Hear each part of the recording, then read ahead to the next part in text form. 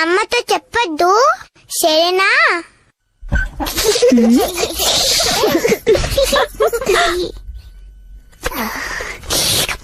నేను నీ కూడా వెన్నిస్తాను సరేనా? కృష్ణ, ఏం చేస్తున్నావు?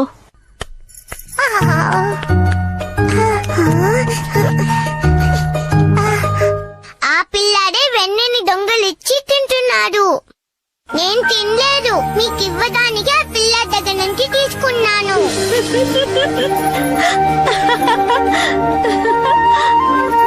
కృష్ణ, నా బుజ్జి కన్నయ్య ఏం చేసినా తీయగానే ఉంటుంది.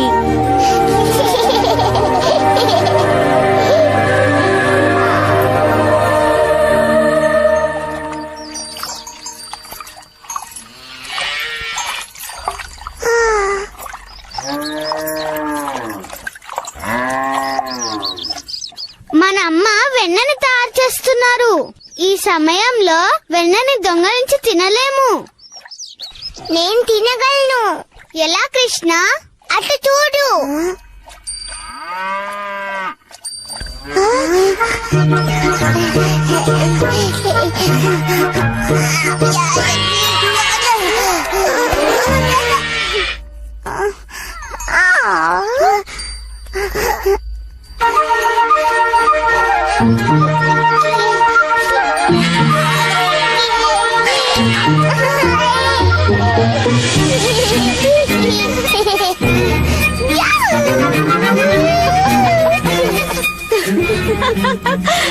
నంద మహారాజా, కృష్ణుడు ఏం చేస్తున్నాడో చూడండి.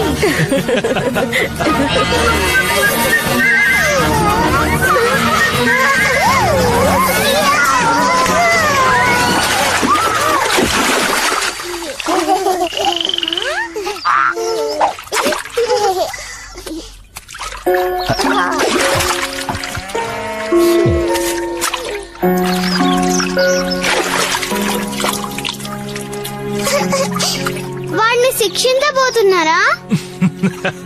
కృష్ణుడు అందరినీ నవ్వించాడు కదా, మరి కృష్ణుడిని ఎందుకు శిక్షిస్తాను? మీ అబ్బాయిలిద్దరూ చాలా అందంగా ఉన్నారు నందమహారాజా. బలరాం కూడా బొద్దుగా ముద్దుగా అందంగా ఉన్నాడు కదా.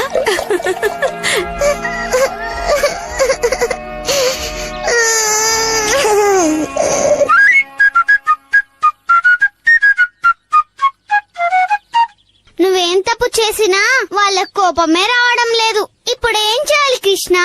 చాలా చెయ్యాలి. ఏం చేస్తావు కృష్ణ? తప్పులు చెయ్యాలి. అవును, మనం దీనికన్నా ఇంకా పెద్ద తప్పు చేయాలి.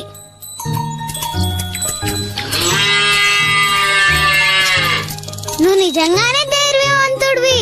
నువ్వు తెలివైన వాడివి. పద, ఈసారి పెద్ద తప్పు చేయాలి. అప్పుడే వాళ్ళు కోపగించుకుంటారు. అన్ని దూడలు కట్లు విప్పేద్దాం. అవన్నీ వెళ్ళి పాలు తాగుతాయి.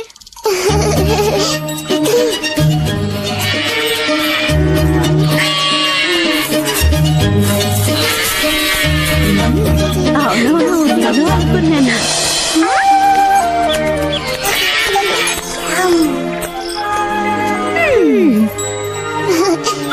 నేను చెప్పానుగా కోప్పడతారని. ఏం చేశారు? దూడల్ని విప్పేశాం. మేమెలా పాలు పెతకాలి? మీరిద్దరూ ఇలా పిల్లలు మరీ అల్లరివారైపోతున్నారు. యశోదా, ఒకసారి ఇలా రా. నందమహారాజా, ఒకసారి ఇలా రండి, వచ్చి చూడండి.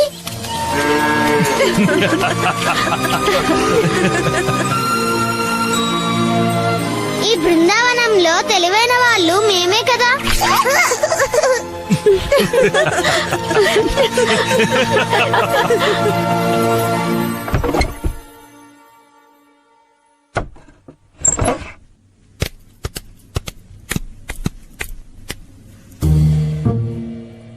పైనున్న వెన్నని మనం తినేస్తే వాళ్ళు ఖచ్చితంగా కోప్పడతారు.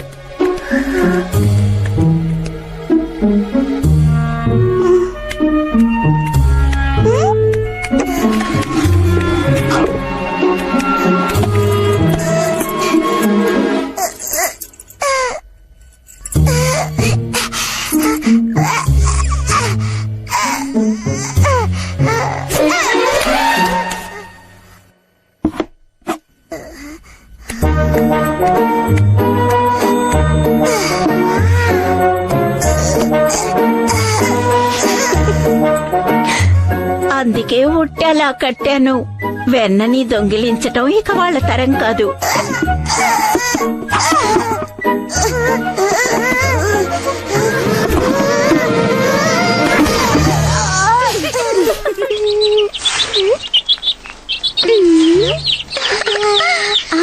ఏమైంది? నువ్వు ఈ మట్టి తినకూడదు.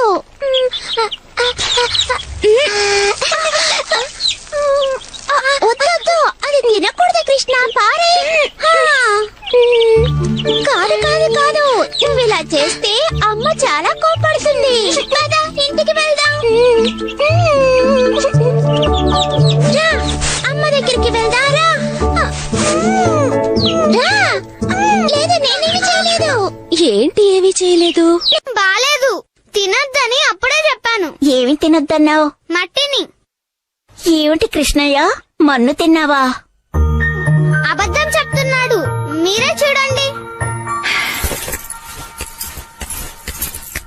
ఏమిటి బుజ్జి కన్న కృష్ణయ్య, మీ అన్నయ్య ఎంత విచారిస్తున్నాడో చూడు. నువ్వెందుకయ్యా మన్ను తిన్నావు?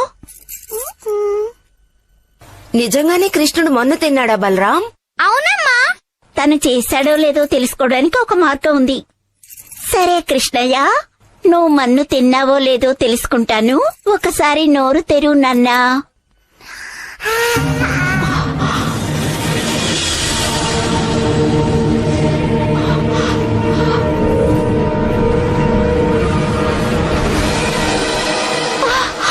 నీ చూస్తున్నది కళ నిజమా? యశోదా, కృష్ణుడు మాయల్లో ఏదో చూసి భయపడ్డారు. వాడు మట్టిని తిన్నాను నాన్న. కృష్ణయ్య నోటిలో నేను ఈ లోకాన్నే చూశాను. సూర్యుడు, గ్రహాలు, సముద్రం, పర్వతాలు, ఇలా అవన్నీ వాడి నోట్లో చూశాను. నాకెంతో ఆశ్చర్యంగా ఉంది ప్రభు. ఏమీ లేదు, నీ మనసు ప్రశాంతంగానే ఉంది. నీకింకా అర్థం కాలేదా? కృష్ణుడు సామాన్యుడు కాదు. కానీ వాడి నోటిలో అందరూ చూసిందే నువ్వు కూడా చూశావు. కృష్ణుడు చేసిన ఎన్నో అద్భుతాల్లో ఇది కూడా ఒకటి యశోదా. ఆ పళ్ల వ్యాపారిని ఏం చేశాడో మర్చిపోయావా? పళ్ళండి, పళ్ళు. బృందావనం తోటలోంచి తీసుకొచ్చిన పళ్ళండి, పళ్ళు. పళ్ళమ్మా.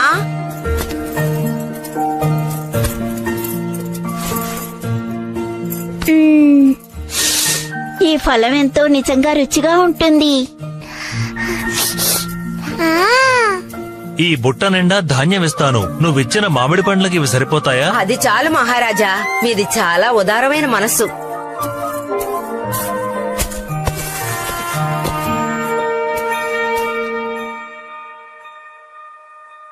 నాకు పండ్లు కావాలి.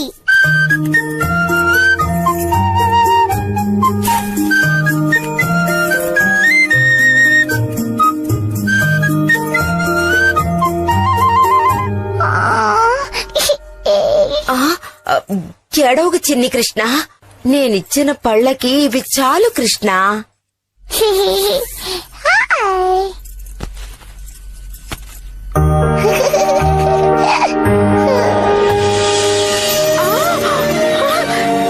ఎలా ఇలా అయ్యింది? ఇది విష్ణువు ఆశీర్వాదమే.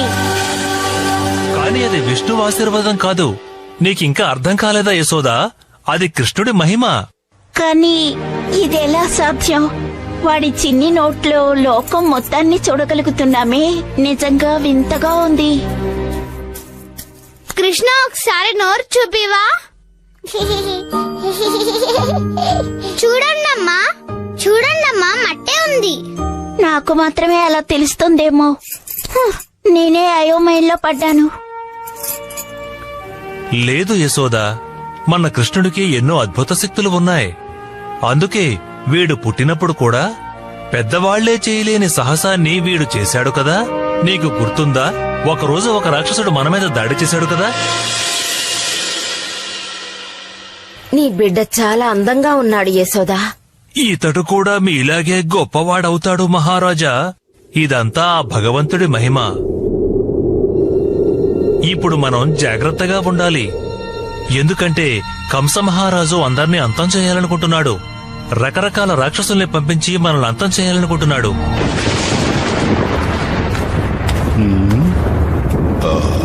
రండి.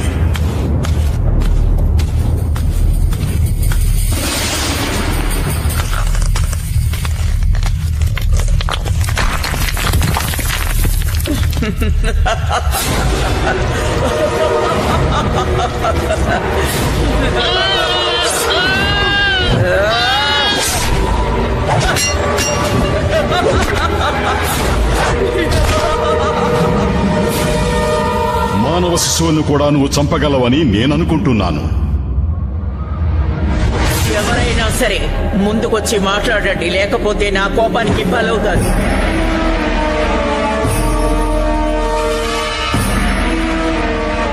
కంస మహారాజా, నీ సామర్థ్యం గురించి నాకు బాగా తెలుసు.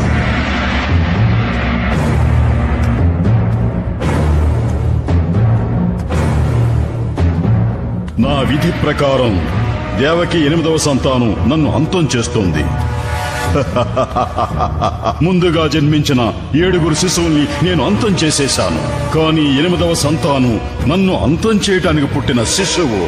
నేను నిన్ను ఆజ్ఞాపిస్తున్నాను, గత 10 రోజుల్లోగా పుట్టిన పిల్లల్ని నువ్వు అంతం చేసేయాలి. ఆ 10 రోజుల్లోగా పుట్టిన పిల్లల్లో ఆ శిశువు కూడా ఉంటుంది.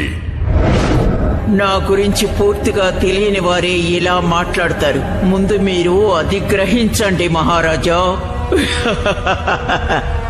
మీరు నన్ను ఆజ్ఞాపించనక్కరలేదు. ఇలాంటి పనులు చేయడం నాకెంతో ఇష్టం.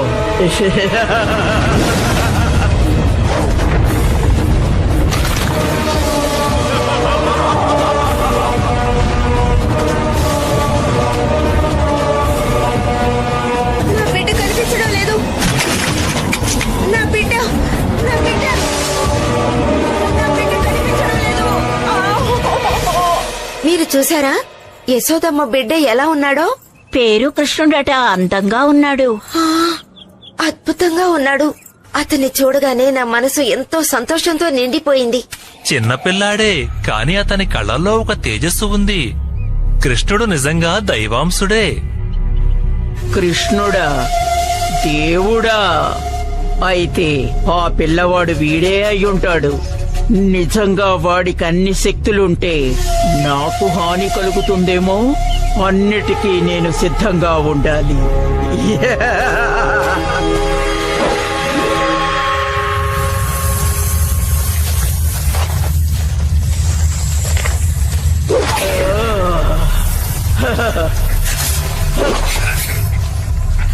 నీ విషమే ఇప్పుడు నాకు ఎంతో అవసరం.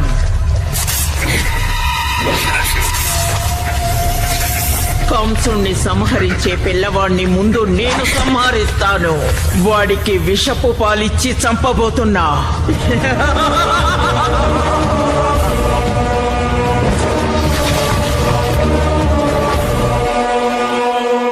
నేను ఈ రూపంలో వెళితే వాళ్ళు నన్ను సంహరిస్తారు. అందరికీ కృష్ణుడంటే ప్రేమ.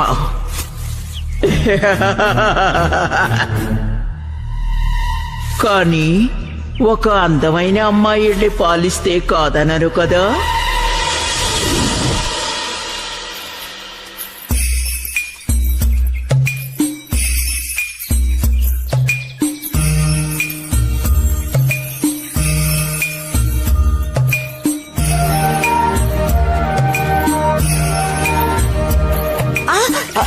సరిగ్గా చూసి నడవ్వా. కృష్ణుడు అంటున్నారే, ఆ పిల్లవాడి ఇల్లెక్కడుంది? ఇటువైపే. కృతజ్ఞతలు. ఖచ్చితంగా దేవతే. ఎంత అందంగా ఉంది. అవును, ఇంత అందంగా ఉన్న వాళ్ళని నేను ఇంతవరకు ఎప్పుడు చూడలేదు. చూడండి, చూడటానికి చాలా వింతగా ఉంది కదా. అలా చూడు, ఏం జరుగుతుందో చూద్దాం.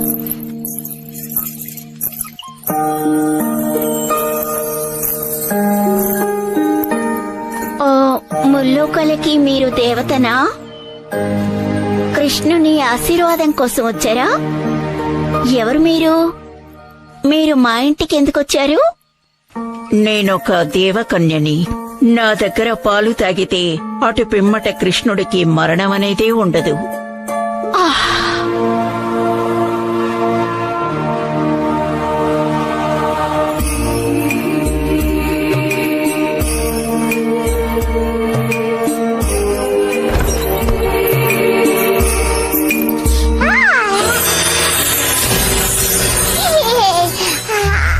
ఈ పిల్లవాడెంతో శక్తి కలవాడు. ప్రపంచం మొత్తాన్ని నాశనం చేయగలడు. నేను జాగ్రత్త పడాలి. వాడు నన్ను చంపేలోపు నేను వాడిని చంపాలి.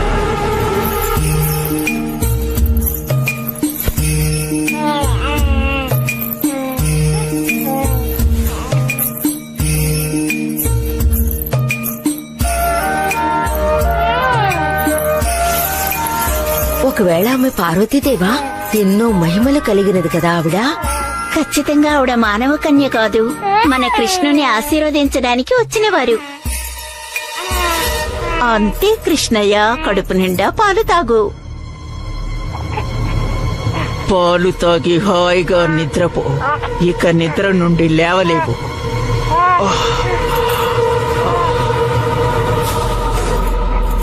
చాలు, ఆపు. లేదు, ఆపు, ఆపు, ఆపు, ఆపు. నా రక్తాన్ని తాగేదు. ఆపు,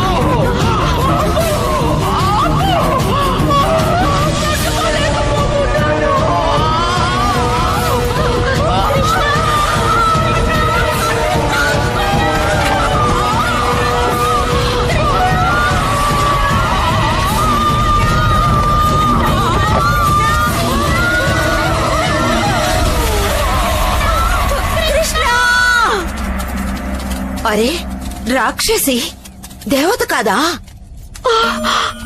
అటు చూడండి, కృష్ణుడు వస్తున్నాడు.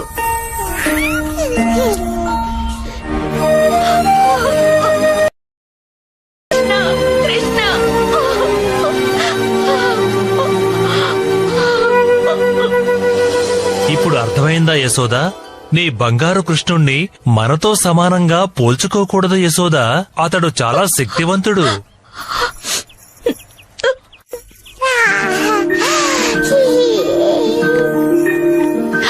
మన్నించు కృష్ణయ్య, నీ శక్తి సామర్థ్యాలు మర్చిపోయాను.